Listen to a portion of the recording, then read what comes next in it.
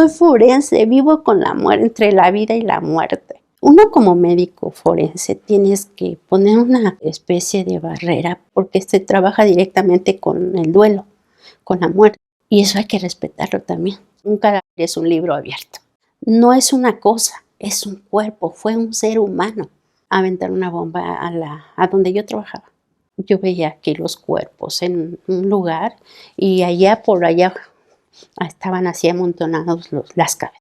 Lo peor que te puede pasar es hacerle la necropsia a alguien que tú conoces. Y los 6 murieron y a los 6 les tuve que hacer la necropsia. A la fecha yo siento que tengo secuelas. Todos los cadáveres que yo he visto, si yo sintiera por cada uno lo que ellos están sintiendo, la familia, todos, yo ahorita estuviera más que loca. Llega un momento en que dices, bueno, es que esto es parte de mi trabajo. Y si ahí tengo que dejar la vida, es parte de mi trabajo.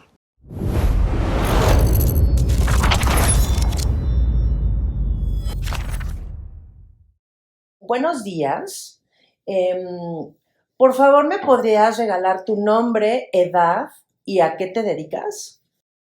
Me llamo Patricia Mejía Nájera, tengo 61 años y soy pensionada, pero me dediqué toda mi vida a médico forense y entre otras cosas.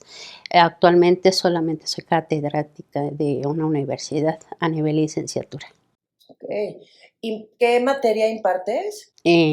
Fisiopatología y aparato genitourinario. Wow. ¿Tienes algún problema, doctora, que te hable de tú? No, para nada. Eh, en especial me encanta que me llamen de tú. Ah, perfecto. Me siento más cómoda. Perfecto. Muchas gracias, doctora. Bueno, pues me encanta que esté se dice médico forense, médico legista, ¿cuál es el término?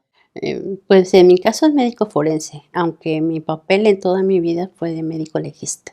Médico forense o médico legista. Ok, ¿cuál es la diferencia entre ser médico forense y ser médico legista? El médico legista trabaja en los ministerios públicos haciendo certificaciones provisionales, ya sea de lesiones de conductor, de actas de cadáver, y no se adentra mucho a lo forense, a lo que normalmente se acostumbra, que forense es como un foro, es para hacer necropsias y todo este tipo de cosas en cuanto a la determinación de muerte. Es más bien hacer certificados y generalmente son de tipo provisional. Pero no necesariamente tiene que ver con que sean cadáveres. No, no. Bueno, en un porcentaje alto, en el trabajo se manejan personas vivas que hay que clasificarles el tipo de lesión que lleven. En el caso de los conductores hay que determinar si van o no van alcoholizados. En el caso de, bueno, alguna riña. Y en el Ministerio Público, todavía en el tiempo que yo trabajé, porque pues actualmente ya soy pensionada, se pasaban en el momento que llegaban con algún detenido, antes de la declaración, después de la declaración, y si es que se tenía que ir al reclusorio, antes de ir a ese reclusorio, por cuestiones de derechos humanos. Para la ida al reclusorio para certificar que los judiciales no los golpearon o algo así. Es protección tanto para el detenido como para el personal, pues, que trabaja ahí. Porque muchas veces la gente, digo, hay personas que alteran la verdad.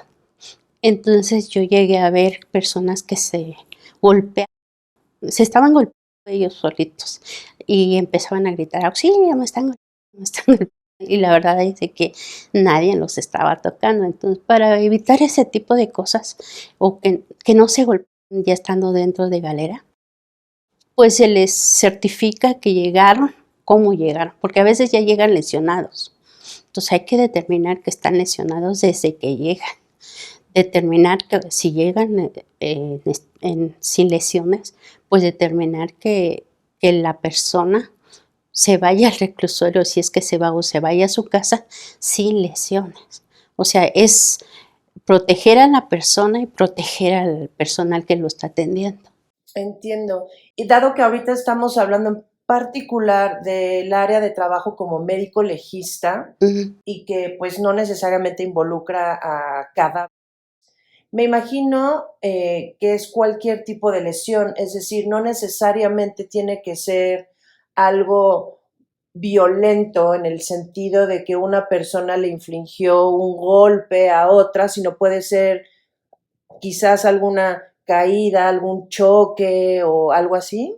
Sí, o sea, se certifica lo que llegue.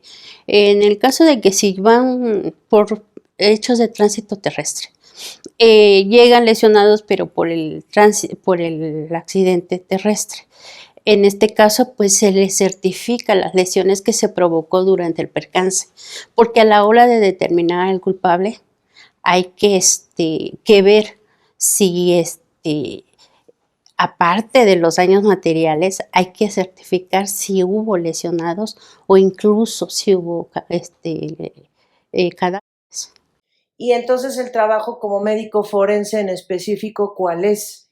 Bueno, en el de caso médico legista, hace en lo que es aquí en la Ciudad de México, hace simplemente actas de cadáver, o sea, revisa el cadáver externamente. En los estados en general se les llama peritos médicos forenses. Entonces ahí sí hay que ir al lugar de los hechos, hacer la inspección ocular, regresar con el cuerpo, o sea, me refiero a, hay que observar, ver la cabeza hacia el norte, hacia el sur, todo se tiene que poner en un esquema, cómo está el cuerpo y poner el norte, el sur y poner el cuerpo como está. Si está dentro de un domicilio, decir la cabeza está al norte, al sur, y ir fijando la escena. Eso ya lo hacen los criminalistas. Y ya se lleva el cuerpo al anfiteatro. Y ya en el anfiteatro se vuelve a hacer, hay que revisar lesiones, hay que todo a nivel exterior. Y ya se procede a la necropsia del eje. Ya, entonces ya es a nivel interno. Interno para determinar la causa de muerte. Pero esa es la única finalidad, determinar causa de muerte. Sí, con el cuerpo y con el cadáver. Claro. Pero también el perito forense hace dictámenes médico-legales. O sea, es algo que muchas veces no se sabe, pero tiene la facultad de hacer peritajes a través de expedientes. Se estudian los expedientes, aunque ya no se tenga el cuerpo, se estudian, por decir, en la Comisión Nacional de Arbitraje Médico. Se estudian los peritajes, los expedientes médicos desde que llegó el paciente hasta que se va. Y se determina la responsabilidad médica para ver, ellos ya trabajan lo jurídico para ver si se llega a un arreglo o se van a juicios. Okay. Pero también se puede hacer dictámenes para ya sea homicidio, suicidio y otro tipo donde haya violencia y donde tenga que actuar porque el médico forense su definición es auxiliar de la administración de justicia. Es esa la definición tanto de legista como de forense. Sí, todo aquello que lleva a la impartición y administración de la justicia, ¿no? El término forense como tal. Es como tal, es eso. Por lo que he notado en general, el término forense la gente lo identifica como muerte. Y no es así, ¿no? No, porque hay donde sea que se va a ayudar a llegar a un fin para determinar una culpabilidad o una inocencia, puede haber que peritos, hasta cerrajeros forenses. O sea, todo lo que ayude para determinar una causa de un hecho delictivo o no, es forense. Hay peritos en todo. En plomería, contaduría. En los juicios mercantiles, bueno, se le llama al perito el contador forense. Hay psicólogos forenses, o sea, todo lo que sea auxiliar a la Administración de Justicia. Súper. Me gustaría saber, doctora, si te parece bien, ¿cuándo decidiste estudiar esto y por qué?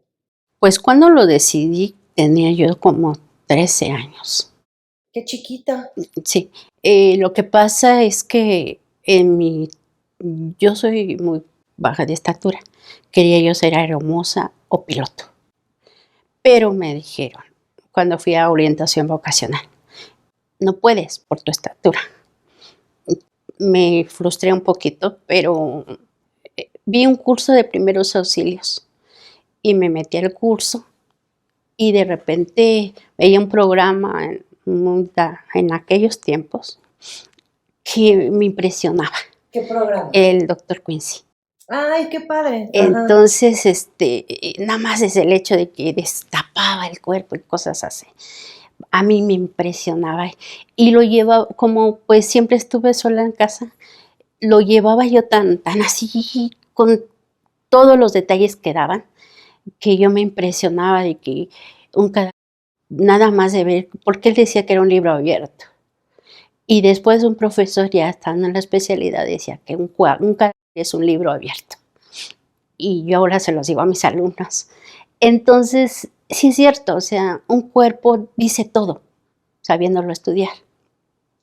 En aquellos entonces yo veía que decía, es que no estaba en el lugar de los hechos, o sea, lo llevaron de otro lado.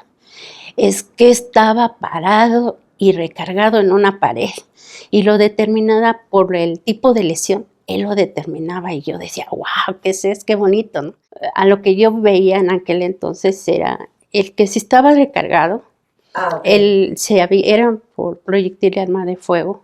Si la herida era por los bordes hacia afuera, era salida. Pero a veces, si estás en una pared, o sea, sí están hacia arriba, pero generalmente la pared detiene, entonces ahí determinas que estaba recargado en algo. Oh, Y okay. determinando las características de la lesión, puedes determinar hasta la distancia y hasta la estatura de la persona. Y eso a mí me impresionaba en aquellos tiempos. Es impresionante. O sea, aunque uno no se quiera dedicar a eso, no es indiscutible que es súper Y es que interesante. no toda la gente sabe eso. Claro. Piensan que uno no hace nada y de veras que hay mucha ciencia en eso. Por eso decían que era un libro abierto, porque es que hay que estudiar todo con mucho detalle. La observación es elemental. Entonces, viendo eso, uno ya puede determinar, si te lo preguntan, ¿no? Obviamente, pero generalmente en mi área, si no te preguntan, no dices nada. Si te preguntan, lo dices. Porque decía un profesor que tenía yo ya en la especialidad, hay que defenderse antes de que te acusen, porque si no tú estás en un pie del reclusorio desde que estás firmando, Como médico. como médico legista o forense, porque en tus manos está la vida de una persona. Puedes meter a un inocente a la cárcel o sacar a un culpable si no haces bien tu trabajo. Eso hay que tenerlo en mente desde que estás firmando. Y cómo defender tu dictamen o tu certificación. Porque hay abogados, existen los abogados.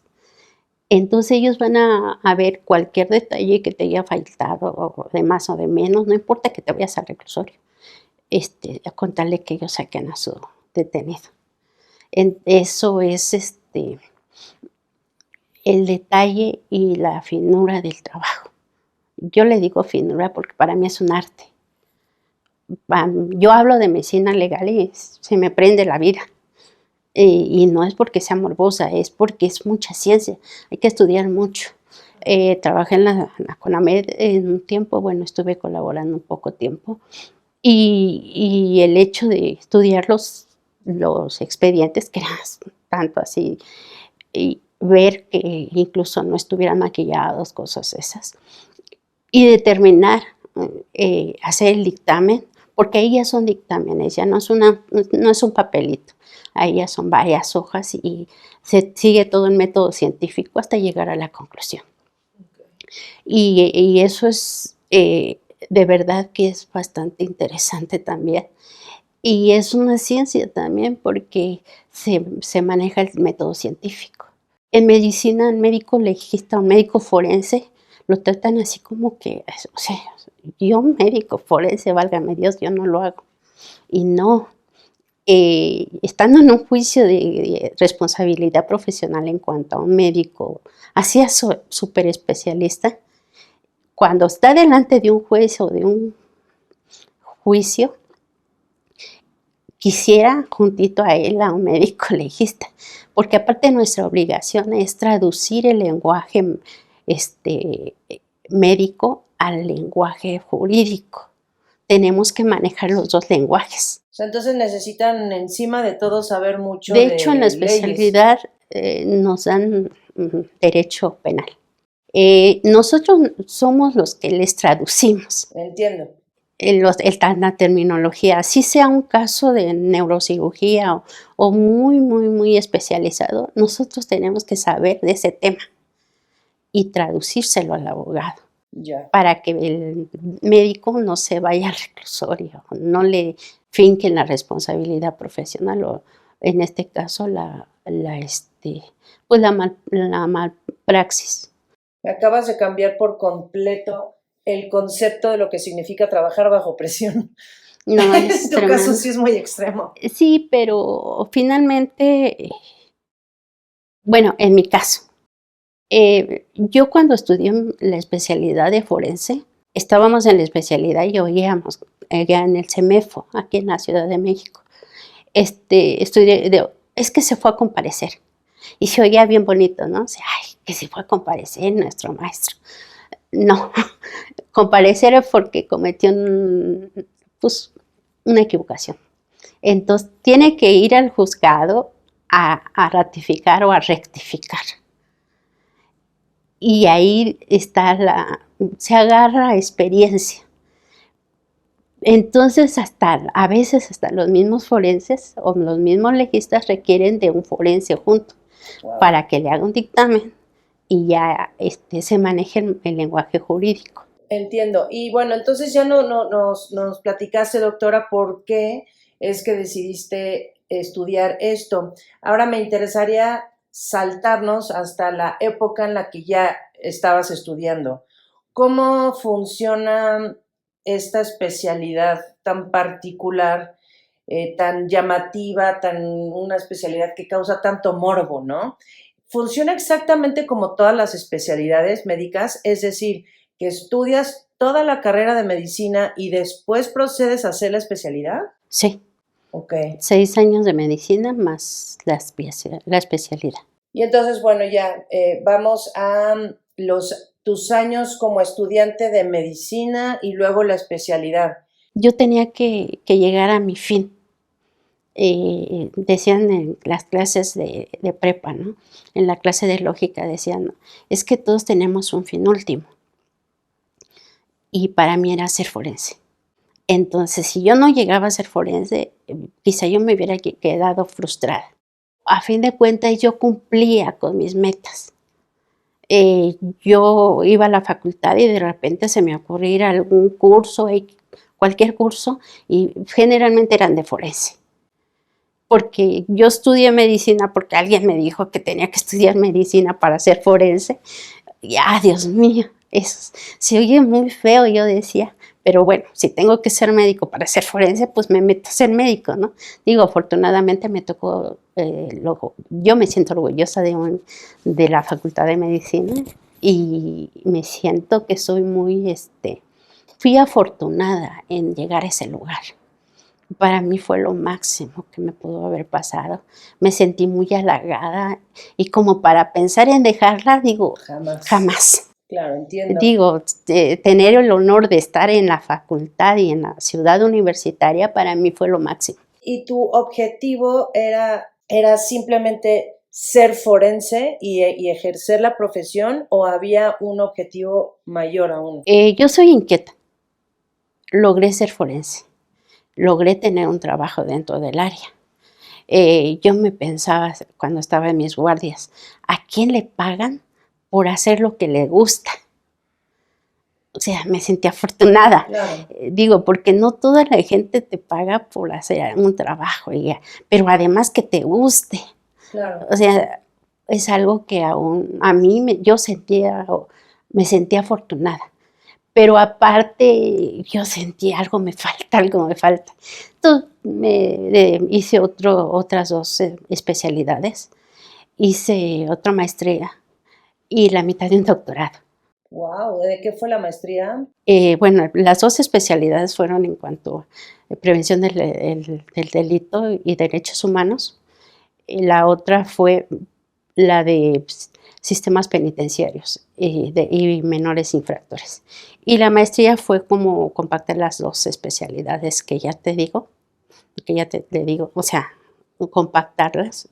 Eso fue la maestría, que fue prevención del delito y sistemas penitenciarios. Y eso te ayudó evidentemente Lo que mucho pasa para es tu que, carrera. sí, lo que pasa es que como yo trabajo, a partir de que empecé a trabajar, mi área siempre estuvo muy cerca de lo jurídico. Claro, Incluso llegó el momento de que cuando yo tuve la obligación, ¿no?, de elegir carrera, fue porque dentro de una de las cosas que me brincaba en la cabeza era ser abogada. Entonces, eso de ser abogada, incluso llegué a intentarlo, pero para mí ya después dije, no, no es lo mío. Entonces dije, además le estoy quitando tiempo a mis hijas. Entonces entiendo. ya no. Ya. Me dediqué a hacer el trabajo, pero tenía yo 2 o 3 trabajos, o sea, llegué a tener varios trabajos al mismo tiempo. Lo que sí nunca ocupaba eran las tardes y los sábados, porque eran primero para llevar a mis hijas al ballet y en sábados para descansar. Claro, para ser mamá y humano, ¿no? Sí, lo digo porque era el día que yo dormía. Claro, wow. Entonces, bueno, estudias medicina y entras a la especialidad. ¿Cómo fue la primera vez que entraste a un anfiteatro y viste un cuerpo? ¿Qué sentiste? ¿Qué pensaste? Bueno, la primera vez que yo vi un cuerpo fue porque, eso sí es así como bien cómico, porque yo estaba en anatomía en el primer año de medicina. Mi, Había unos compañeros que eran como los adjuntos del titular en la escuela y eran estudiantes todavía, pero yo era amiga de los dos. Pero ellos eran también adjuntos en la especialidad y en la licenciatura de medicina del Politécnico. Entonces, en la escuela del Politécnico es Escuela Superior de Medicina. En la Facultad de Medicina es Facultad de Medicina, en la UNAM. Pero mis compañeros me invitaron a, a ir a practicar disecciones en cuerpos. Yo quería ser forense, obviamente tenía que saber anatomía, tenía que saber cómo se manejaba un cuerpo, ¿no? No tanto hacer necropsia, sino disecar para ver los músculos, todo. Entonces me invitan. Eso nosotros lo veíamos en la facultad, pero en cuerpos ya diferentes, o sea, ya muy embalsamados, ya. Pero ahí nosotros teníamos nuestra práctica. Y allá no, porque allá eran cada vez frescos. Ok. Entonces el primer cuerpo me acuerdo mucho. Aparte eran bien tremendos, mis compañeros eran muy exigentes. Dime tu región, no te la sabes, vete a estudiar. Y era todo el sábado, todo el sábado. En aquel entonces todavía no nacía mi primera hija. Así que yo podía dedicar todo el tiempo. Y ya cuando sabíamos, pues ya entrábamos al forense. En aquel entonces todavía forense, ahorita ya es el Instituto de Investigación Forense. Ahora resulta que entrábamos y nos preguntaban, antes de abrir, ay, sí te lo sabes, abre. ¿Cómo se llama este músculo? ¿Cómo se llama este nervio? Y todo así nos decían. Pero el primer cuerpo fue muy curioso porque a la hora de que empecé todo a abrir, era un señor que se había arrojado, se cayó de un andamio, andaba limpiando vidrios por fuera. Y sí, se fracturó. El problema es que iba como desconocido.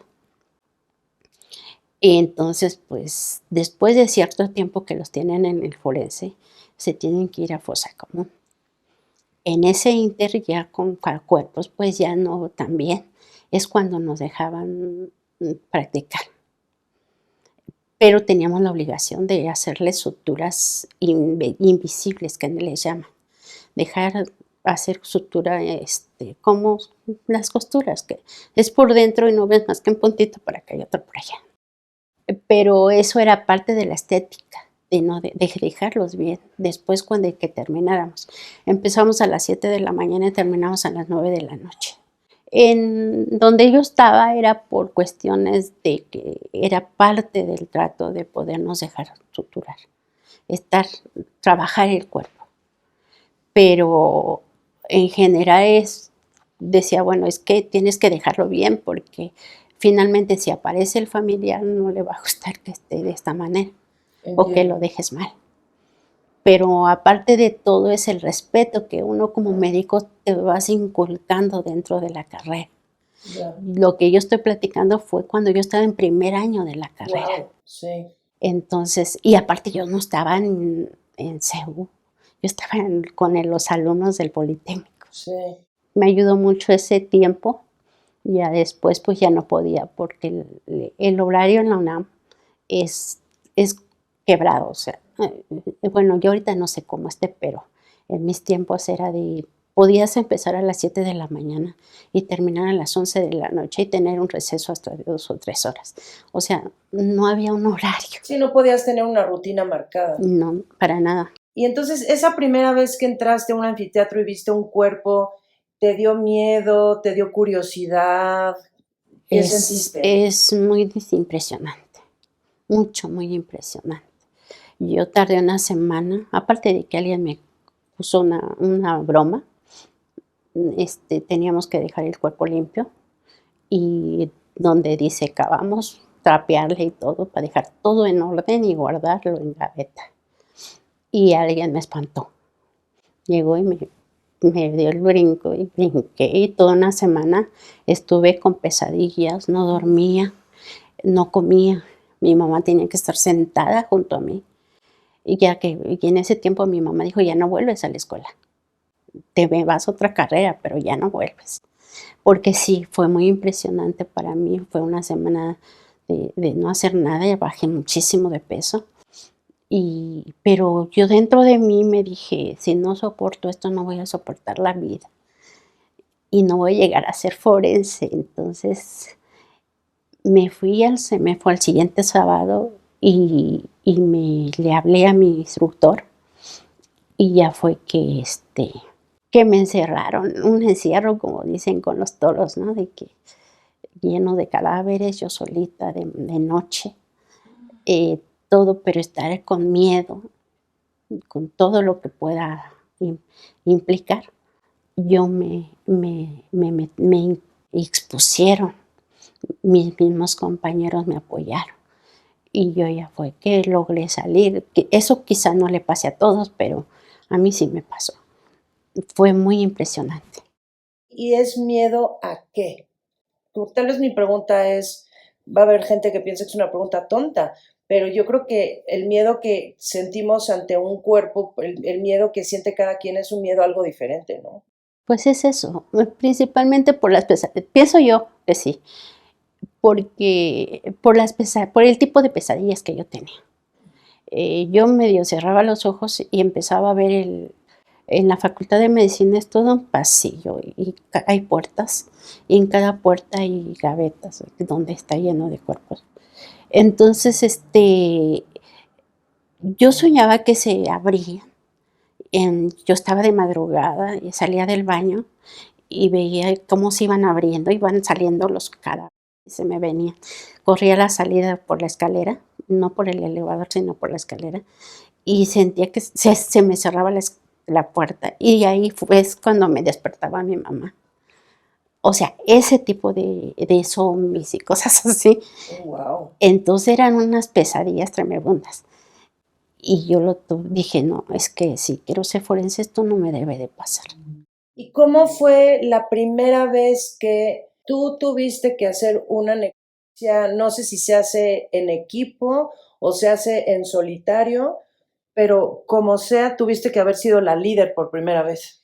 Bueno, en la escuela, cuando se estudia la especialidad, se tiene un área, una materia que se llama prácticas en equipo. Y ahí es cuando uno inicia, uno solo ya empieza uno a disecar. Oh, Pero pues yo ya traía la experiencia de cuando disecaba, desde cuando yo era estudiante. sí. Ya ahí sí ya no hubo ningún problema. Y aparte de todo, pues por algunas cuestiones, pues yo tuve que a veces intercambiar un cadáver ya putrefacto por un trabajo. ¿Cómo? Un trabajo de máquina, o sea, un trabajo que nos pedían en las materias Ah, ok. por un cadáver putrefacto, porque a nadie le gusta hacerlos. Ok. Entonces, ¿Por por el cuestiones olor y por el personales, aspecto? sí, bueno, porque es que no es bonito. Claro. Entonces, pero yo por cuestiones personales, pues tuve que hacer como tratos con mis compañeros para poder cumplir y no reprobar. Entiendo. Sí, pues siendo mamá y estudiante, pues, o sea, no creo que alguien pueda sin hacer algún trato en su vida, ¿no? Sí, Este, ok, ¿y tu primer trabajo fue como médico legista o como médico forense? no, o como médico legista. Ok, Mi primer trabajo fue como en gobernación, wow. en el consejo, la unidad de mujeres, en el tutelar, en el centro de diagnóstico y tratamiento para mujeres. Ok, me gustaría adentrarme entonces en ese tema. Primero, como médico legista, a lo largo de tu carrera, ¿cuáles fueron los casos más relevantes que te tocaron y que más te marcaron además? Bueno, la cuestión es de que cada trabajo me dejó algo impresionante, pero cosas que me marcaron fueron 2 o 3 casos del tutelar. 2 casos de ahí me dejaron totalmente impresionada. Impresionada e impactada, hasta frustrada, pero, así es la vida, o sea, son casos de inframundo, de vidas que no so yo en lo personal, mi vida no fue muy fácil, pero hay gente que tiene vidas como de inframundo totalmente, o sea, nadie piensa que puedan vivir eso, y que lo viven. Y la respuesta a lo que hacen es porque estuvieron en un ambiente totalmente descompuesto. Entonces, es algo que yo salía de mi zona de lo que yo conocía. Porque yo tenía mamá, porque yo tenía papá, porque yo tenía hermanos, porque yo tenía una red que me contenía, y hay personas que no las tienen. Y entonces estos casos de estas, me imagino que mujeres, Ujú. ¿sientes que te cambiaron de alguna No, forma? no, simplemente lo vi algo que me impresionó, que me sigue impresionando, pero es algo que yo veía al ser humano, no al que ya delinquió, sino veía yo a la persona. Es que ese es mi problema, no sé si sea problema, creo que no es problema, de que yo tiendo a ver a la persona, no a lo que está atrás. Por decir, yo en ese tiempo, pues ellas eran infractoras, porque no se puede decir que no se les decía delincuentes, no, o eran infractoras porque eran menores de edad. En el caso ya de los reclusorios, sí, pues son los reclusos. Y trabajé en algún tiempo en algún reclusorio y también para mí fue desgastante. ¿Te quieres decir que ves a la persona antes que al delincuente? Ujú. Por decir algo, y eso, bueno, creo yo que sí lo puedo tratar. En el tiempo que trabajé en un reclusorio, están unas personas que les llaman estafetas. Y yo estaban quien me apoyaba a mí en en los expedientes, quién hacía la limpieza, quién nos guisaba, quién todo, porque trabajaba todo el día, todos los días, de 8 de la mañana a 8 de la noche, todos los días. Entonces, pues prácticamente yo ahí vivía, yo convivía con ellos, yo sabía por qué lo habían hecho, qué habían hecho y todo. Sabía que habían cometido un delito y eran delitos fuertes. Pero también entendías qué Pero los yo llevó a hacerlo. entendía que, que lo que hizo, bueno, ya lo hizo, ya lo está pagando. Es más, yo misma no entiendo por qué nunca pensé que había algo atrás de lo que había hecho, sino que yo simplemente veía a esta persona o a esta otra persona. Y les ponía, por decir, había uno, yo creo que sí lo puedo decir, es Harry, así se llama, ¿Cómo? Harry. No sé si fuera su sobrenombre, no sé si fuera su nombre, pero yo le empecé a decir Harry Potter, Harry Potter, y ya. Y todos les daba risa y acabó diciendo todo el mundo Harry Potter. Y él era multihomicida. El caso es que era una persona de lo más tierno que pueda ser. Generalmente es característica, ¿no? De que son muy Encantadores. encantadores. Y me puso un guardaespaldas, que nadie se me podía acercar más, es cierto, porque entonces Harry se pone ahí. Y yo hice una situación, yo sé que no lo es quizá, pero como una especie de síndrome de Estocolmo. Yo noté que yo empecé a tener como un sentimiento de, como de culpa por estar yo fuera y ellos dentro. Entonces llegó un momento que yo ya salía llorando y llegaba a casa y con poquitito que me dijeran y yo era llorar y llorar. Llegó un momento que dije, esto no está bien. Me fui a psicología, terapias y todo eso. Pues se determinó que yo ya debía de dejar eso. Pero el primer día que yo me alejé, hice todo el día y al final me junté a los compañeros, digo, bueno, hasta gente, esas personas. Y hoy es mi último día, me despido, fue un placer trabajar con ustedes, pero ya no puedo yo continuar por cuestiones personales. Me fui Estabas ya muy muy afectada. afectada. Mi jefe me llevó hasta la casa y mire que estamos muy lejos. Y me llevó hasta la casa porque no me dejaba de llorar. Ese día ni siquiera llevé al niño. Y llegué a casa, fue como una semana de no salir de mi cuarto, porque era llorar y llorar. Y recordaba, y yo decía, es que están solos, es que esto, o sea, sentía culpa. Y yo dije, eso no está bien.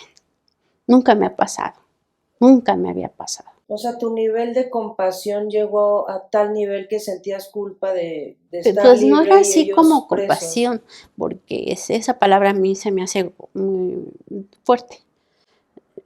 Tener compasión por alguien, no, para mí nunca la he utilizado. Compadecer a alguien se me hace algo, para mí, muy difícil, muy complicado. ¿Cuál era tu sentimiento entonces? Era, pues, entre culpa y decir, son mi familia, Wow. a ese grado. Te Entonces, involucraste a nivel personal. mucho, mucho. Entonces, hasta la fecha yo hablo de ellos y se me pone aquí, Viste porque, mucho más allá pero del no es lo que encuentro. yo vi de algo fuerte, o sea, las vidas infrahumanas que yo había visto con las menores. Yo en ellos vi personas y personas que estaban purgando una culpa que sí se la merecían además, pero que ya nunca iban a salir. Entonces Y fue una muy, parte, por lo que entiendo, una parte muy grande de ti, no que lo justificara, porque por supuesto que no, pero que decías, pues es que qué vida tuvieron. lo que pasa no tanto eso, es que es algo que yo misma no entiendo. Ahorita si me lo preguntas yo no lo entiendo. ¿Ok? Yo entiendo que tenían que estar ahí, yo entiendo que qué bueno que lo agarraron, porque si sale, sale lo mismo. qué bueno que haya leyes, qué bueno todo lo que lee, pero en eso yo no pensaba. Yo en ese caso, yo como que bloqueé toda la situación de decir, esta persona hizo algo malo. Eso ya alguien lo había juzgado y ya estaban pagando su deuda con la sociedad, con ellos, con todos, con Dios, porque yo soy muy creyente. Sino que yo veía al ser humano que se estaba esforzando allá adentro, estudiando, trabajando. O sea, yo veía a la persona. Yo no veía a la persona que estaba atrás a lo que había hecho. Porque yo sabía que no eran buenas personas además. Pero conmigo yo sentía que eran honestos, más honestos que los que yo he podido tratar afuera. Entiendo. Sí, o sea, al final, como todo, ¿no? O sea, no todos somos del todo buenos y tampoco del todo malos. O sea, lograste ver el Hay lado bueno de esas circunstancias, es personas. que es lo que comentaba hace rato, ¿no? De que mi error siempre es justificar, a lo mejor lo injustificable, pero yo soy de ver la parte positiva. ¿Nos podrías compartir, doctora, por favor, ahora como médico forense, qué es lo que más te ha marcado o los casos más relevantes que has tenido? Como médico forense, yo trabajé en el Estado de México. Un caso que me marcó totalmente, fueron dos.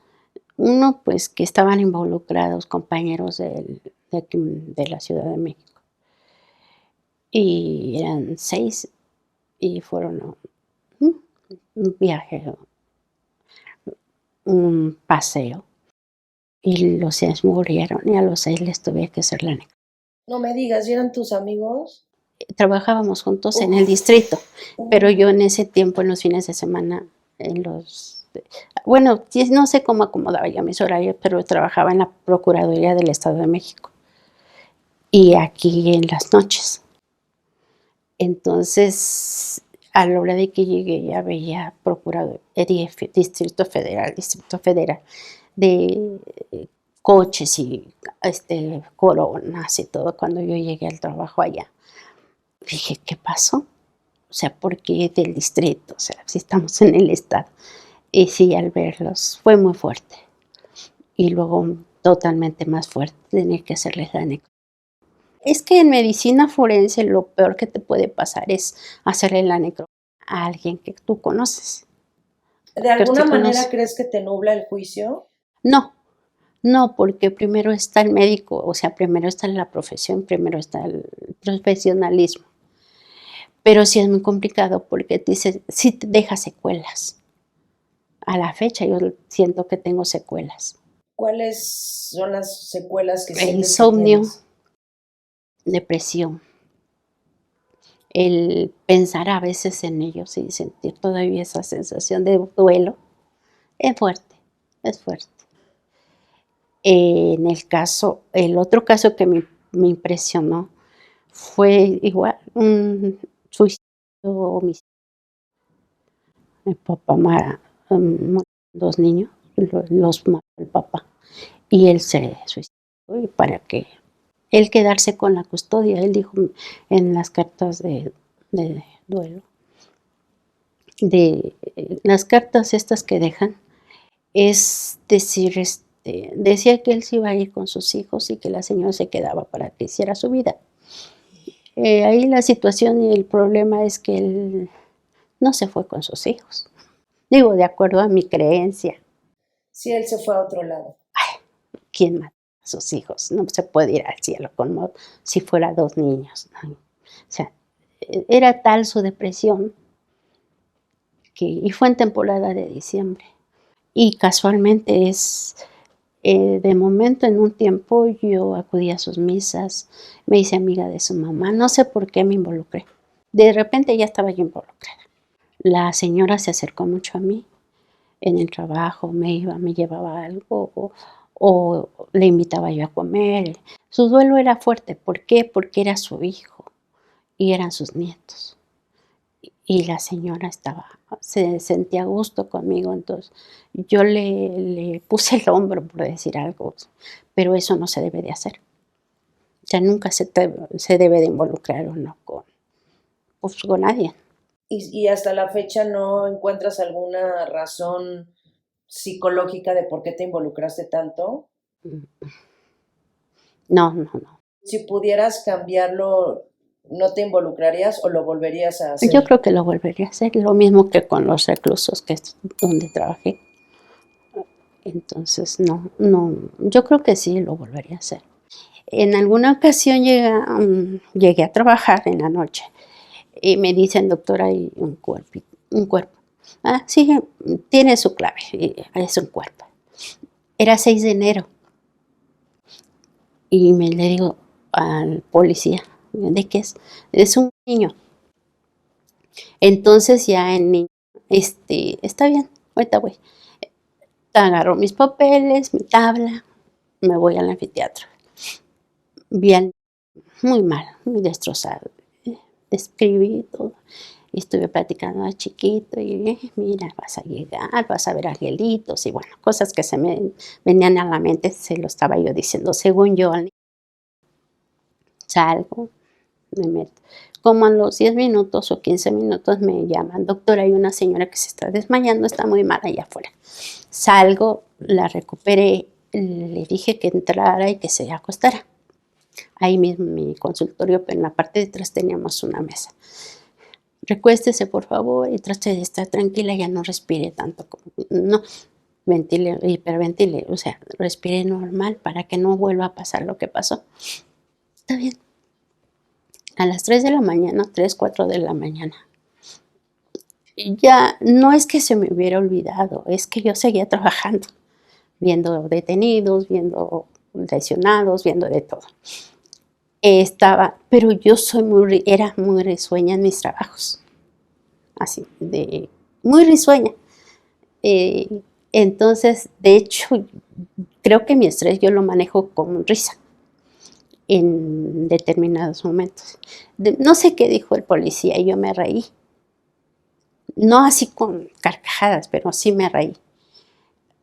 Y de momento siento que alguien me agarra el hombro, volteo y es la señora y 2 cachetadas. Y yo me quedé: "¿Qué pasó?". Y los policías me agarraron y me dice: "Yo estoy con mi dolor y usted riéndose". Le digo: "¿Sabe qué? Sáquela, por favor". Ya como una hora, 2 horas ya. Me tocan la puerta y yo ya casi cerraba guardia. Y me dicen: "¿Puedo pasar?". Era la señora. Dije: "Me va a matar, ya no hay policías", ¿no? Y en eso entra: "Pásele, señora". "Es que yo quería pedirle una disculpa.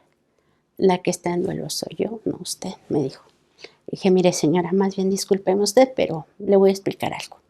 Si yo sintiera lo que usted siente, lo que yo sienten todos los casos que yo he visto, si yo sintiera por cada uno lo que ellos están sintiendo, la familia, todos, yo ahorita estuviera más que loca. Yo creo ya estaría hasta muerta". Así que es una especie como de protección hacia mi propio interior. El hecho de decir: "Bueno, la señora está sufriendo, la persona, yo los respeto, pero no tengo que sentir lo mismo que sienten ellos, porque si no, yo no estaría bien de acá. Discúlpeme, pero es una parte de proteger mi propio interior, no sentir lo que sienten los demás". Y no es que no lo sienta, soy empática, pero no me puedo involucrar tanto. Discúlpeme, de verdad. Y no me reía por usted, pero es que es mi manera de trabajar mi estrés. No, señora, ya me abrazó y todo muy bonito, pero es parte de concientizar que los forenses, los legistas, los médicos en general, son personas que sienten, que a lo mejor pareciera que no sienten, a lo mejor dijeran son hasta groseros, que no fue mi caso, pero yo digo, va uno a hacer a las instituciones públicas, ¿no? Que hay veces que dices: "Bueno, ¿como para qué estudiaste medicina si estás de malas?". pero no, a lo mejor es porque se está protegiendo de no sentir tanto, porque ven tanto enfermo, vemos todo lo malo se filtra en el médico. Entonces parte de ser respetuoso, pero también poner algo que te proteja de que tú no acabes mal, que no tengas, de estar teniendo pesadillas o cosas así. Es simplemente respetaría y la gente tiene que respetar también al médico, en general al médico, porque así como se pide respeto, se tiene que dar respeto. Es que mi carácter era así, o es así todavía, no sé. De momento siento que ya estoy brindada, ¿no? Pero quién sabe, porque todavía veo a mis alumnos y los veo con cariño y los trato, los apapacho. Pero el ser profesor es otra cosa. El ser profesor tiene uno que ser fuerte, que poner límites porque si tú no pones límites, se brincan, se contrabrincan. Eso, y además los estás preparando para algo muy complejo, ¿no? Sí, yo siempre les digo, o sea, acuérdense que ustedes van a tener la vida de una persona en las manos. No es cualquier cosa. O un caso que a mí me sucedió algo muy extraño. Y yo iba como voluntaria a la Cruz Roja del área donde yo vivía. Y nos mandaron a un congreso a Veracruz. Bueno, el día de la clausura, un tanatólogo terminó su ponencia, todos le aplaudieron y dijeron, es que todos tenemos que tener en la mente que existen los tanatólogos, existen y para qué sirven en los casos de duelo, porque todo el mundo, todos los seres humanos tienen sentimientos. Dice, bueno, a excepción de los legistas y forenses. Y yo estaba allí y no soy de buen carácter. Entonces ya terminó, le aplaudieron, dije, ¿para alguna pregunta o dudas? Levantó la mano, le digo, ¿me permite 5 minutos de su tiempo? Sí, sí, claro. Le dije, yo soy mi nombre, soy médico forense. Y se quedó blanco casi, sí. Dice, oh Dios, creo que ya la regué, dijo. Le digo, pues es que hay veces que las personas nos ven como algo insensibles, poco empáticos, hasta sucios. Oh, quítate de acá porque hueles feo, porque ya fuiste a agarrar a aquel muertito. O sea, no se nos quiere ni acercar. Incluso de broma con una compañera lo mismo. O sea, decía, tú si tuvieras enfrente un médico forense y te dijera, ¿te quieres casar conmigo? ¿Te casarías? Digo, ay no, qué horror. Yo misma, o sea, imagínese que todo el mundo de repente piensa lo mismo. Entonces le dije, no, pero si me permite 5 minutos, yo le digo rápido. Sí, claro que sí. Le dije, mire, tuve un caso que me pasaron a otra persona con mucha sangre encima, mucha. Le hice que se quitara la ropa para ver dónde venían las lesiones. Y resulta que no traía ninguna lesión. Ya se vistió, se salió.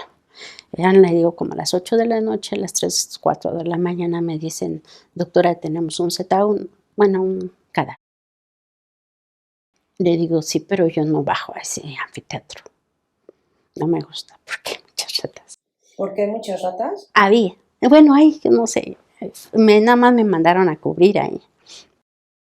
Y me daba miedo porque un día se me aventó una. Entonces le dije, no, yo sola no os bajo. Está un familiar de la muchacha. Si quiere que baje con usted. Ah, sí, claro, pero que se lleve un palo. Ya se lo dio para mover todo lo que había para que viéramos que no había nada. Entonces ya empecé a trabajar, pero vi un cuerpo de una personita de 19 años.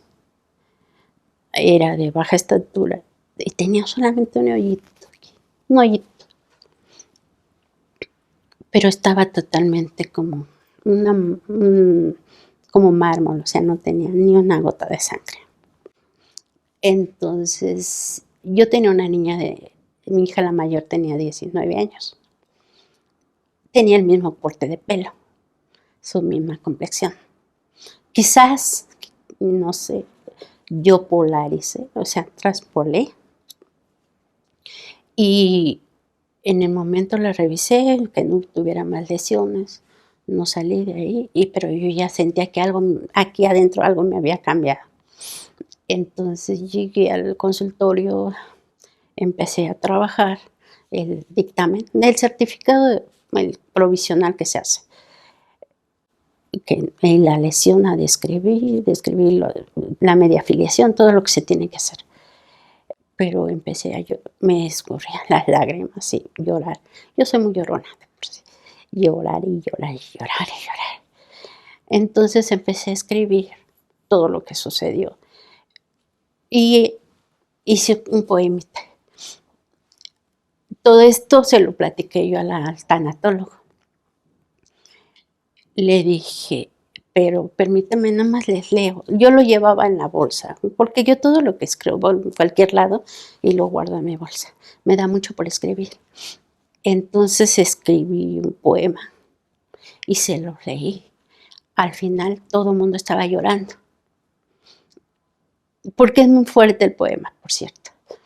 Entonces, eso a mí me marcó mucho, porque es una tipo como catarsis, de sacar todo y corro lo que traía. Allí lo saqué y lo impregné en el poema. Y fue algo muy fuerte para mí, porque fue una vida que, algo que no platiqué ahorita, fue que yo había visto a esa niña 2 veces anteriores por su esposo. Y yo le decía, le di papeles para que se acercara a los lugares de apoyo a las víctimas de violencia. Platiqué con ella, todo, 2 veces fueron. A la tercera ya estaba en la plancha. Cosa que las mujeres deberíamos entender, acercarnos cuando haya violencia y no cerrarnos en nuestro círculo y no guardarnos. ¿Y de qué era la lesión del cuello? De que ella le provocó un aborto, el señor era mucho mayor que ella. Y ella continuó ahí, fue una de las primeras veces que fue, porque la había golpeado. Entonces ella se logró ir porque ella tenía embarazo de un segundo niño. Entonces fue y la arroparon en su casa, nació su nena chiquitita, bebé. Al día siguiente él se brincó la barda, porque ya sabía el manejo que los domingos se iban a misa. Se brinca la barda, llega con la chica, le quiere quitar a la bebé para llevársela a través de la bebé. Y ella se opuso, agarró él una tijera y se la clavó. Entonces el hombre que yo comenté primero que me habían pasado a las 8 de la noche, llevaba gotas. Y de acuerdo fue una herida también tanto venosa como arterial. Arterial es porque cuando el corazón sigue latiendo, te salpica.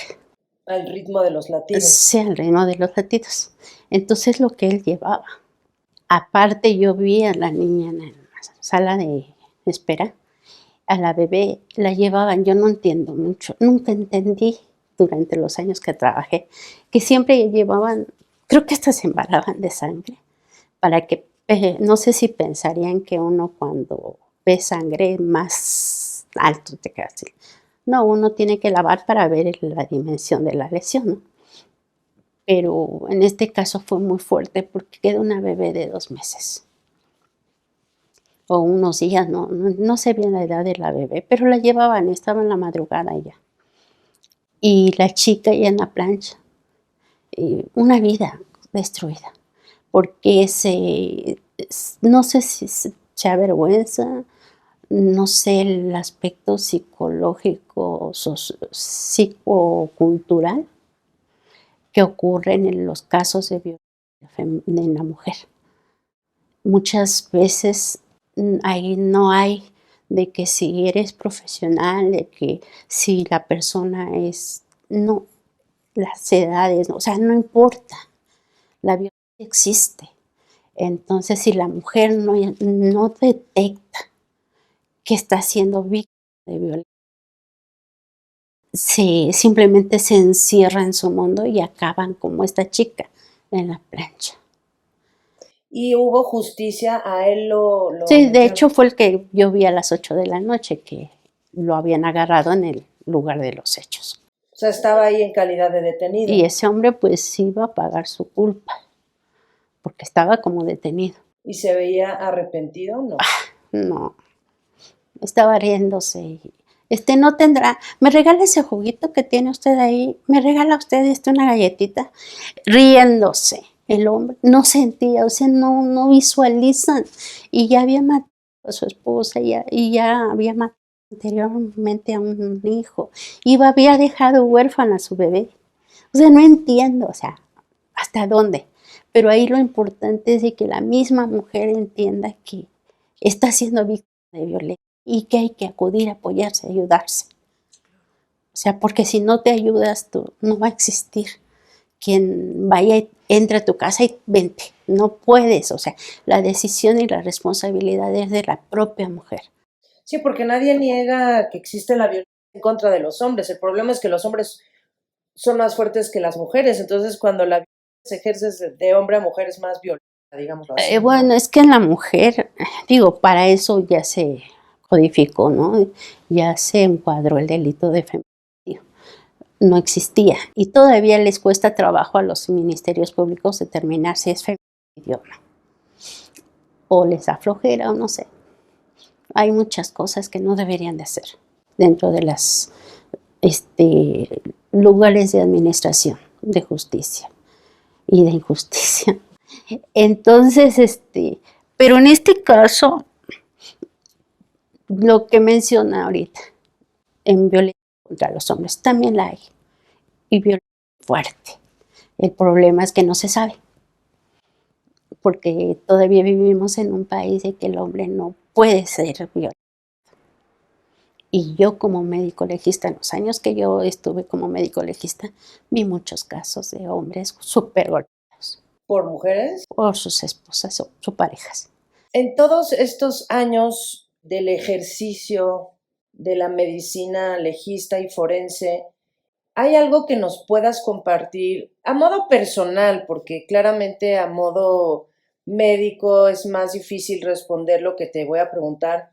¿Hay algo que nos puedas compartir que te ha hecho ver a la sociedad de alguna forma que nosotros como no médicos forenses no lo vemos?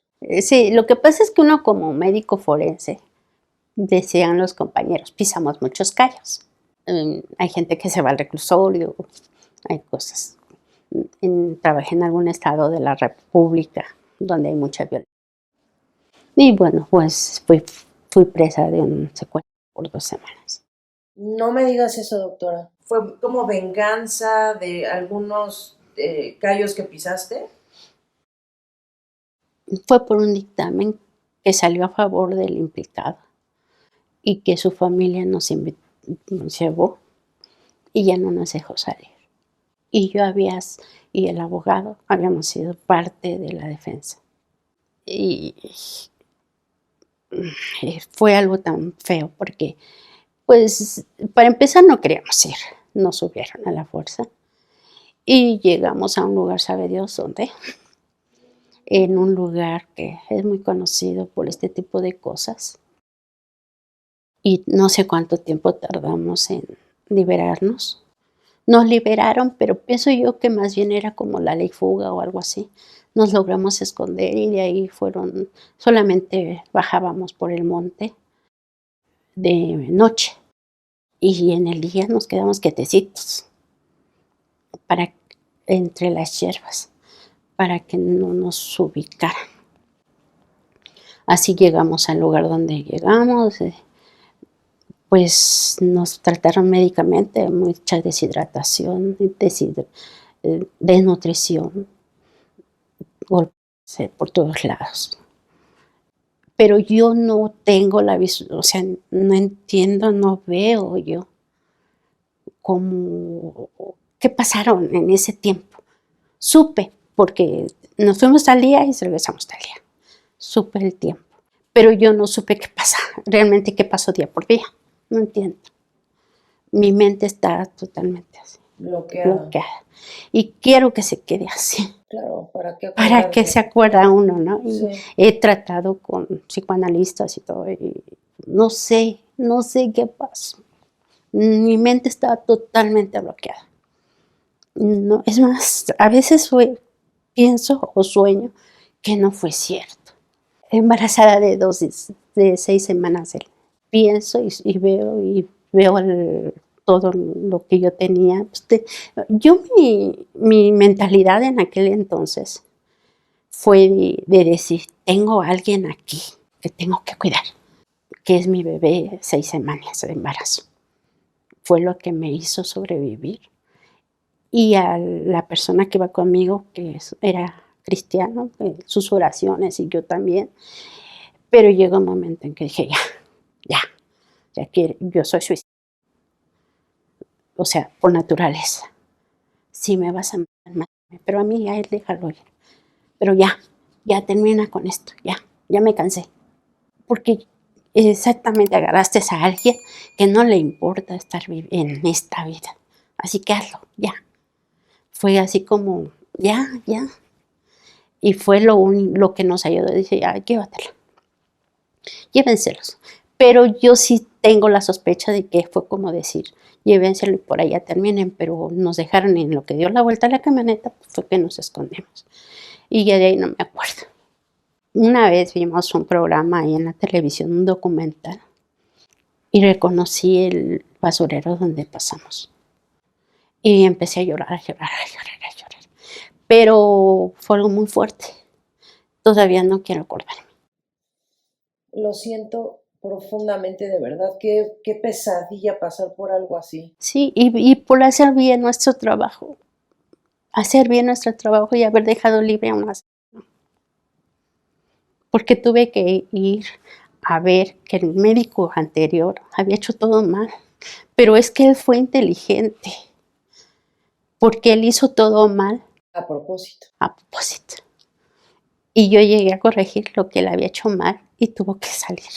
O sea, lo que él hizo mal, yo lo tuve que corregir. Y gracias a eso salió esta persona y su familia hizo lo que hizo con nosotros. Y el abogado dice, es que el coraje, doctora, es que fue por hacer bien nuestro trabajo. Y lo seguiría haciendo, porque es mi trabajo. Wow, mis respetos. Algo estaba comentando ahorita tu hijo de una bomba. Bueno, eso fue otra cosa. Sí, es que en ese mismo estado yo trabajaba ya entre semana y aquí venía a trabajar los domingos. Pero nació él y resulta que en ese inter aventaron una bomba a donde yo trabajaba. Y muchos, hasta gente que estaba por levantar su acta. Ahí estaba un área pericial, ahí todos murieron. La mejor amiga que yo tenía, ahí murió. Al mismo tiempo bombardearon otro lado, y ahí murieron muchos militares, o sea, ahí le llamaban la montada. Y aparte, ya en ese lugar, pues usted veía, yo como en ese lugar yo trabajaba como supervisora o algo así, de criminalistas. Porque bueno, también una parte de lo que yo estudié también fue eso. Entonces, yo era la encargada. Y bueno, fue cuando empezaron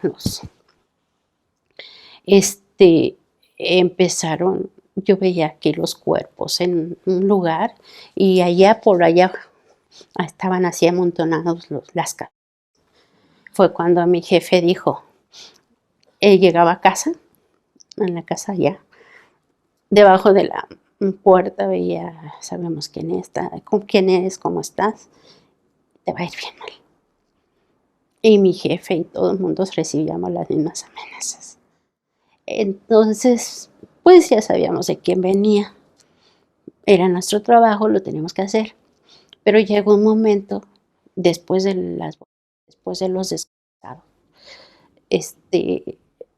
de que dices, ¿cómo para qué, no? Fue que mi jefe dijo, ya no, vámonos. Doctora, ve de que nazca el bebé. Nació allá. Bueno, en ese inter dijo, tómate los 9 días y vienes y metes tu renuncia. Porque para esto, entre todos mis trabajos que he tenido, nunca me he ido por la puerta de atrás. Siempre ha sido por una causa y he puesto una renuncia. Y pues yo digo, yo viví lo que tenía que vivir. Viví, creo que me falta todavía, espero, porque quiero ver a mis nietos crecer. Pero la verdad es que llega un momento en que dices, bueno, es que esto es parte de mi trabajo. Y si ahí tengo que dejar la vida, es parte de mi trabajo. ¿Tienes miedo de morirte? No. ¿Por qué no? Porque no creo, no sé. Soy depresiva, yo creo. Bueno, es que siempre estoy con tratamiento psiquiátrico. Qué bueno. Psicológico y psiquiátrico. Qué bueno, ojalá todo el mundo, ¿cuánta gente hay allá afuera que necesita estar medicado y no lo está, no? Sí, porque es difícil vivir sin estar viviendo. Claro. Lo hemos pasado. Es difícil proyectar, y yo lo digo aquí delante de él, que piensen que uno no hace nada por salir del cuarto, por estar ahí. O sea, como que es voluntario estar en un cuadro depresivo, sin ganas de vivir y sin querer salir a ver, ni siquiera abrir la ventana. Y piensan que es voluntario. Que no le echan ganas, ¿no? Es que esa palabrita, entre los familiares que me quieren y de repente me hablan por teléfono, alguna que otra amiga, me dicen, échale ganas. Y yo cuando estaba mi mamá enferma, porque fue poquitos días que ella estuvo enferma, fueron unos 5 días, fue algo muy duro. Y luego fue cuidar a mi hermano del cáncer, en etapa ya terminal, que no pudimos vivir el duelo de mi mamá, porque ya teníamos que estar cuidando a mi hermano, ¿no? Y también es muy difícil, y escuchar la palabra échale ganas. De verdad, ¿qué dices? ¿Y eso qué significa? ¿Qué es? Échale ganas, o sea, hago fuerzas, hago palancas, me echo a correr, no sé qué es. Digo, soy forense, vivo con la muerte, entre la vida y la muerte.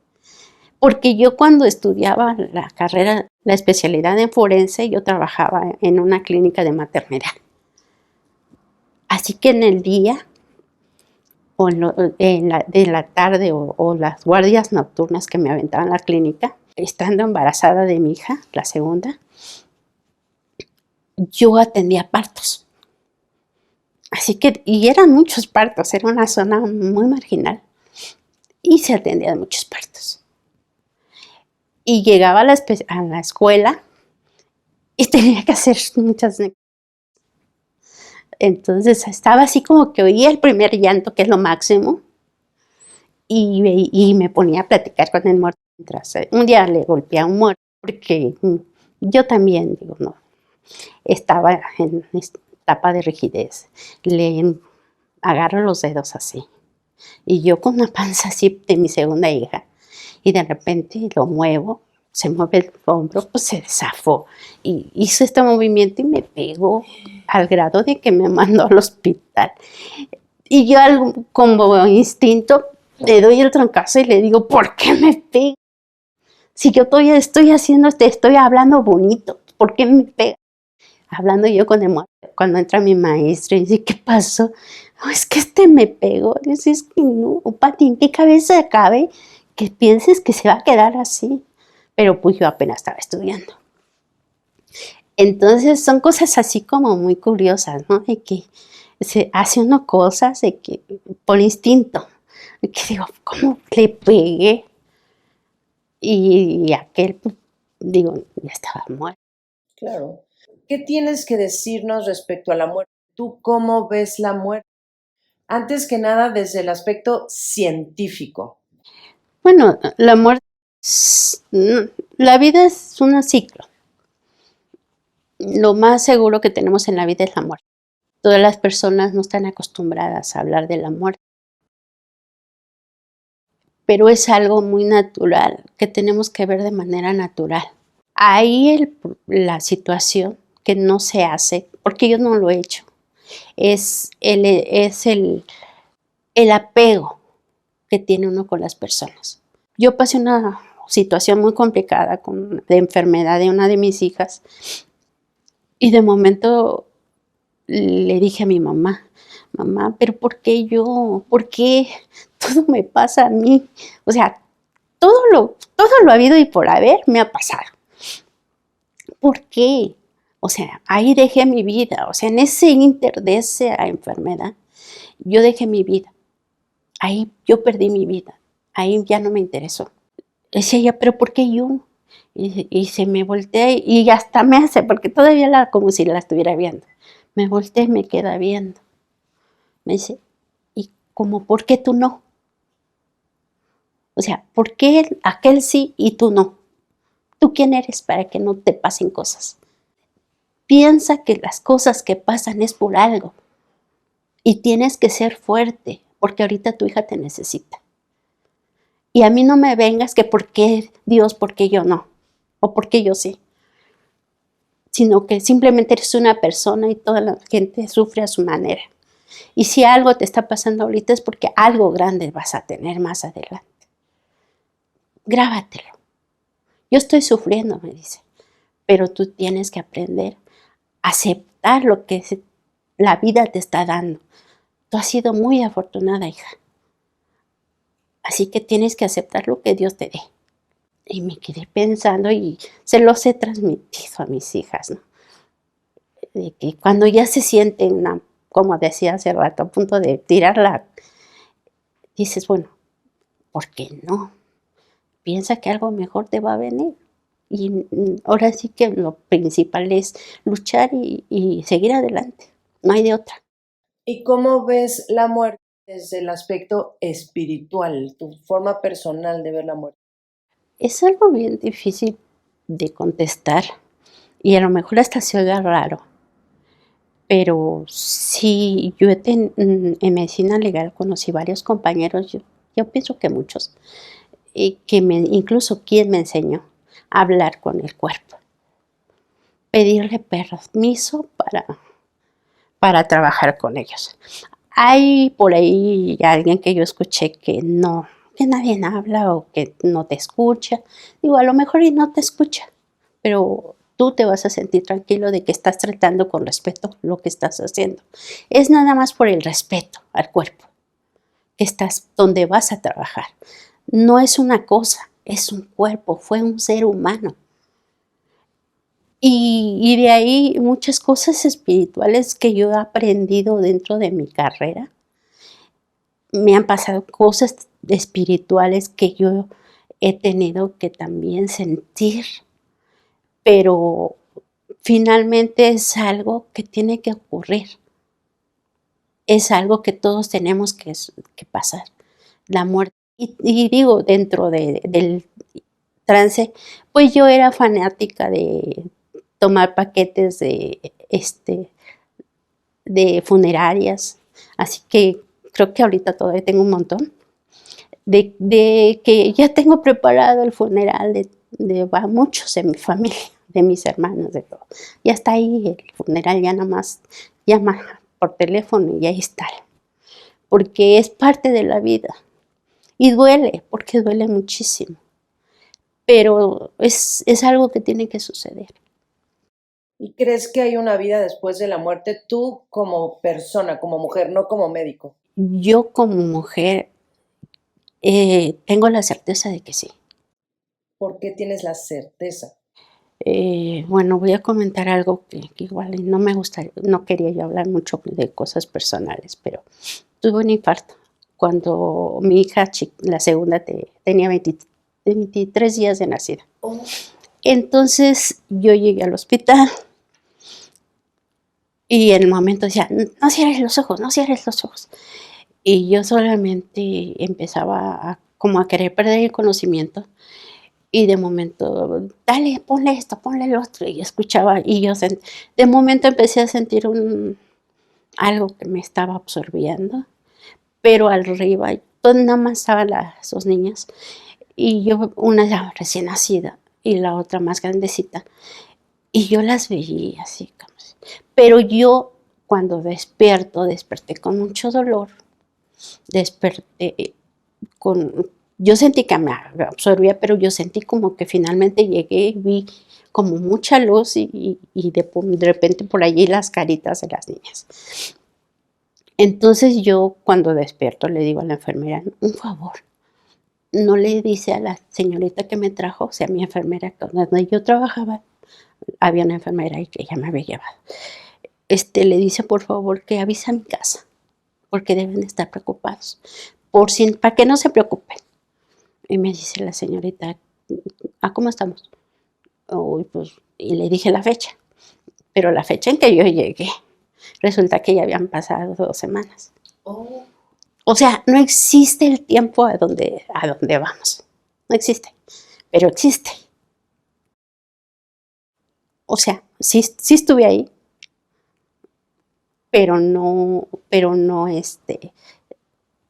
yo sentía que habían pasado unos minutos o segundos a lo mejor, pero ya habían pasado 2 semanas. Entonces yo de ahí tuve la certeza de que sí hay algo. Explicarle cómo o cómo lo. Cada persona tiene diferentes maneras de percibir las cosas. Quizá yo lo percibí de esa manera porque mi angustia en ese momento eran las niñas. Quizás haya personas que vayan directo a la luz. Uno como médico forense tienes que poner una especie de barrera para no involucrar tantos sentimientos, porque no estaría bien si no hicieras eso. ¿Por qué? Porque se trabaja directamente con el duelo, con la muerte, con el duelo de otras personas. Y eso hay que respetarlo también. Entonces sí es importante que uno tengas esa sensación de que va a haber algo después de. A mí me ha funcionado en lo personal, porque si no fuera eso, yo no pensaría ir a misa, a lo mejor hacer una oración. Tal vez precisamente todo eso te ha hecho ser más creyente, ¿no? Sí, porque yo quiero ver a mi mamá de nuevo, quizás sea por eso. O en mis tiempos de más chica, falleció mi hermano, falleció mi abuelita, muchas muertes. Toda mi vida, muchas muertes. Entonces yo siempre tenía la idea de que los quería volver a ver.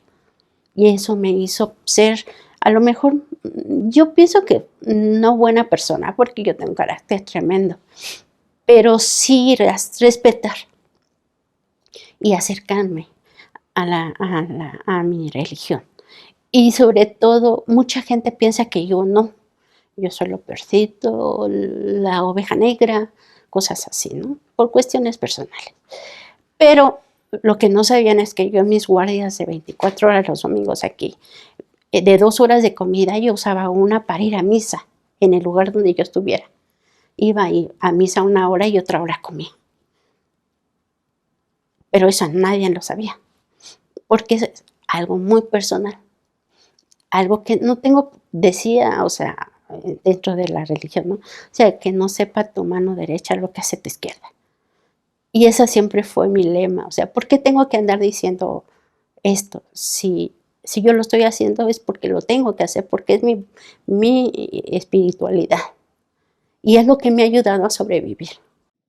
Para la gente que nos está viendo, Esto claramente también desde un aspecto profesional, pero sobre todo como mujer creyente, mujer que vio algo en un infarto, pero también que trató con la muerte toda su vida desde el aspecto personal, pero sobre todo el profesional. ¿Crees que debemos tenerle miedo a la muerte? No, no, no creo. No, la muerte es algo, híjole, yo no sé cómo decírtelo, pero siento que es algo que cuando llega te da tranquilidad, te da calma. Es donde realmente llegas a la tranquilidad, al silencio, a la calma, a la paz. Ya no ves los problemas de afuera. Y tú como mujer, no como la doctora Nájera, sino como Patty, ya nos compartiste que no le tienes miedo a la muerte, pero sientes que aceptas la muerte y no le tienes miedo y estás ya lista para morirte. Pues yo creo que estoy lista para morirme desde que tenía yo 11 años o 9 años. Nunca me ha dado miedo. O sea, no me ha dado miedo. De hecho, o sea, la muerte de mi hermano fue pues así se caracteriza. Y él tenía 11 y yo 9. A los 2 años o 3 muere la abuelita y yo estuve ahí todo el tiempo con ella y acompañándola. Y yo solita y tenía 11 años. Quizá no debía de haber sido, no debió haber pasado, pero pasó y ahí estuve. Y cuando falleció recientemente mi mamá, hasta que falleció. Y para mí me dio tranquilidad haber estado hasta en ese momento con ella. Me dolió mucho, pero eso es parte de ser humano. El hecho de que ese apego ya no va a estar, pero te va a esperar. Eso es esa es mi percepción de la muerte. ¿Y hay alguna muerte a la que sí le tengas miedo? Mm, No sé, a la de tus hijos, por ejemplo. pues, de hecho, no creo, porque cuando ocurrió lo de mi hija era chiquita, 5 años. Me dijeron: "Tiene 3 meses de vida, quizá no despierte". Y yo entré en una especie de ausencia, no sé cómo se podría llamar, y dije: "Dios mío, te doy las gracias, porque me diste la oportunidad de tener esta niña 5 años. Gracias, Dios mío. Yo sé que me la prestaste porque no era mía, y eso yo lo tengo claro. Sé que ya va a regresar a tus brazos, y te doy las gracias por habérmela prestado, haber tenido esa felicidad de tener esta chiquita y ver cómo caminó y todo, te doy las gracias, Señor. Te la entrego. Lo único que te pido de favor es que no sufra. Y si alguien se tiene que revolcar de dolor, que sea yo". Y fue una especie rara, porque estaba yo en una total tranquilidad, totalmente, o sea, y abrió los ojos mi hija y: "Mami, tengo sed". Y de ahí, pues, al estar día a día, que no regrese esa misma enfermedad, día con día, ahorita ya tiene 31 años, ya tengo 2 nietos, pero siempre está esa ¿en qué momento? Pero sé que es parte de nuestra vida. Y si yo pude ya entregar a un hijo, sé que puedo entregar otros más. ¿Por qué? Porque así es la vida, tenemos que llegar a ese punto. No creo que sea de otra manera.